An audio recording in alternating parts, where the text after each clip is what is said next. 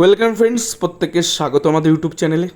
যে সমস্ত ভিউয়ার্সরা প্রথমবার চ্যানেলটি দেখছেন তারা অবশ্যই চ্যানেলটিকে সাবস্ক্রাইব করে দেবেন এবং চ্যানেলের পাশে থাকা বেল আইকনটি প্রেস করবেন যাতে এই ধরনের খবরাখবর সবচেয়ে আগে সবচেয়ে দ্রুত আপনাদের কাছে পৌঁছে যায়।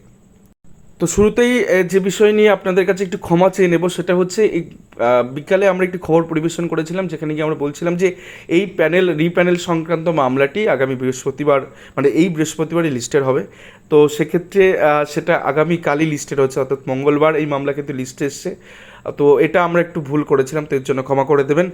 তো গোটা বিষয় নিয়ে এবার আসে যাক। তো 42,949 প্যানেল রিপ্যানেল মামলা সম্ভবত আগামীকালই রিপ্যানেলের অর্ডার কিন্তু হতে চলেছে। তো এটা দেখে এই থাম্বেল দেখে অনেকেই ভাবছেন যে আরে বিরাট বড় কিছু হয়ে যাবে, বাট নাথিং, খবরের মধ্যে তেমন কিছু নেই।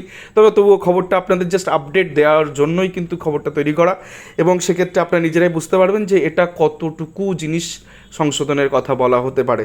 তো একটি নোটিফিকেশান আপনাদের দেখাবো, যে নোটিফিকেশান প্রাথমিক শিক্ষা পর্ষদ যেদিন 28/11/2022 তারিখে যখন ব্রেকআপ অর্থাৎ 16,500 এবং সেক্ষেত্রে 42,949 ব্রেকআপ তালিকা প্রকাশ করে, ঠিক তার পরের দিনে একটি নোটিশ দেয় যাতে মামলা দায়ের না হয় কোর্টে।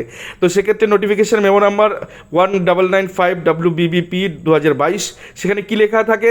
In compliance with the order of the honourable justice Abhijit Gangopadhyay past and 23/9/2022 WP number 7907 of 2022, অর্থাৎ এটা হচ্ছে সেই মামলা, সম্ভবত রমেশ মালিক মামলা এটা, যার can 1 of 2022। The West Bengal board of primary education has publish the breakup of marks of the TET 2014 qualified empanel candidates against 42,949 এবং 16,500 ভ্যাকেন্সিজ রেসপেক্টিভলি অন 28/11/2022, অর্থাৎ এই 28/11/2022 42,950 এবং 16,500 যারা এমপ্যানেল হচ্ছে তাদের ব্রেকআপ অর্থাৎ নাম্বার সহ একটা ব্রেকআপ তালিকা দেয়। ঠিক আছে, তো সেক্ষেত্রে সেটা প্রকাশ করেছিলেন এই কোর্ট কেসের অর্ডারের ভিত্তিতে। Then upon publication of such list it has come to the notice of the board that there are errors in the published list, অর্থাৎ এই যে লিস্ট পাবলিশ হয়েছিল সেক্ষেত্রে একটা এরর এখানে দেখানো হচ্ছে। দেন পরবর্তী ক্ষেত্রে কী বলছে? Since the board is going to the hold teachers eligibility test 2022 সালে যে টেট হয়েছিল, সেক্ষেত্রে তারা এই কাজে ব্যস্ত হয়ে পড়ে, যার দৌলতে এই প্যানেলের সংশোধন কিন্তু হয়নি। তো 29/11/2022 আমরা দাঁড়িয়ে আছি 2024 সালে, তো 2 বছর হয়ে গেল সেই সংশোধনী হয়নি, এবং সেক্ষেত্রে তারা নিজেরা স্বীকার করে নিয়েছে যে এর মধ্যে কিছু লিস্টে গরমিল আছে। তো সেক্ষেত্রে তারা সংশোধনী করার টাইম পায়নি 2 বছর ধরে। তাই আগামীকাল একটি মামলা উঠতে চলেছে, যে মামলাতে হয়তো সেই সংশোধনীতে হবে। তো কী আছে সেই মামলা একটু দেখে নিন। তো দেখুন, এইটা একটা অর্ডার কপির একটা অংশ, আমরা পুরো বিষয়টা রিভিল করছি না, কারণ এই সমস্ত ইন সার্ভিস টিচার একটু পড়ে নিই অর্ডারে কী আছে, তারপরে বলছি গোটা বিষয়টা। The petitioners grievance is that they are in service candidate but their breakup of marks have not been published by the West Bengal primary board of education, অর্থাৎ এই 28/11/2022 তারিখে তাদের ব্রেকআপটা ওখানে তোলা নেই। তো একটা জিনিস ভাবুন, যদি কেউ চাকরি পেয়েছে, এখন লোককে কী বলবে যে আমি চাকরি পেয়েছি, ওই তালিকার মধ্যে দেখা আমার নাম আছে, এটাই তো বলবে।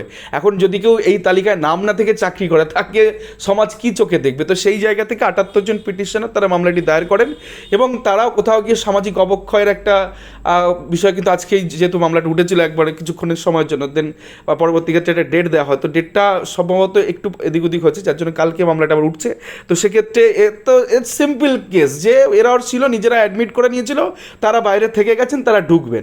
তো সেক্ষেত্রে 42,949 প্যানেলটা রিপ্যানেল করে একটা লিস্ট পাবলিশ করতে হবে, একটা ফ্রেশ লিস্ট। তো সেটা আগামীকাল হয়তো অর্ডার হয়ে যাবে, এবং সেক্ষেত্রে এই যারা এরকম 78 জন আছে বা এরকম যদি আরও কেউ থেকে থাকে, তো সেই কারেকশনগুলো হয়তো করে নেবেন। আপনাদের একটা জিনিস মনে থাকবে, 16,500-তে যে মনোজ কুমার প্রামাণিক বলে যিনি চাকরি পেয়েছেন, ডিএলএডে হায়েস্ট নাম্বার হচ্ছে 15, অর্থাৎ 100% নাম্বার পেলে 15 পাবেন, কিন্তু ওই মনোজ কুমার প্রামাণিকে 17, 17.5 নাম্বার দিয়ে দেখবেন টোটাল 16,500-তে টপ র্যাঙ্ক হোল্ডার বানিয়ে দিয়েছে। তো এরকম কিছু কিছু জিনিস আছে, উচ্চ মাধ্যমিক ফেল 0 পেয়েছে, তাদেরকেও রাখা হচ্ছে। তো এই সমস্ত কারেকশনগুলো প্রাথমিক শিক্ষা পর্ষদ তো এই কালকের মামলার দৌলতেই হয়তো করে দিতে পারে। তো যাই হোক, 2 বছর হয়ে গেল তারা সংশোধনী করেনি, কোর্টের অর্ডারে আগামীকাল হয়তো এই প্যানেলটাকে রিপ্যানেল করতে চলেছে প্রাথমিক শিক্ষা পর্ষদ। তো এই ছিল আজকের বড় আপডেট। ধন্যবাদ সকলকে।